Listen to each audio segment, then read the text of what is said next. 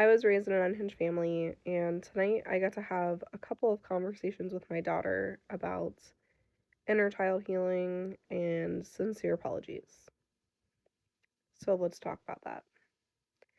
I went to my parents' house tonight to drop off some chocolate covered pretzels.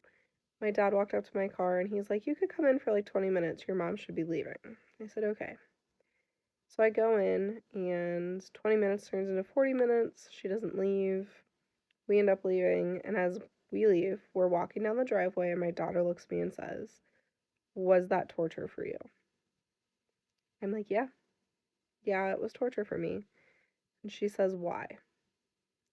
I said, "Honey, I don't want to share things with you that are going to make you form an opinion that you feel like you have to form and like agree with what I'm saying." And she's like, "I'm not going to feel that way." I said, "Okay." So the first conversation we had was, I am almost 30 years old, and I'm waiting for an apology that is never going to come. And she said, "Well, how do you know it's never coming?" And I said, "I'm almost 30 years old, and the apology has never come." "How do I apologize to you when I mess up? How do I apologize if I'm angry?" She said, "You usually come to me later and you say, 'I'm sorry. I was overreacting. My emotions are not your fault.'" I said, "Yes, and I feel like that's genuine." And she said, "It is."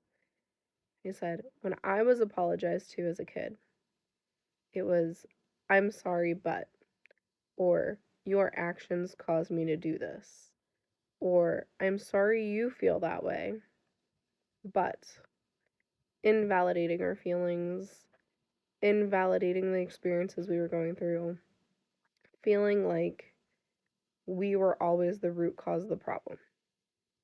She's never apologized to us, not once, and made it genuine. So I know that apology is not coming.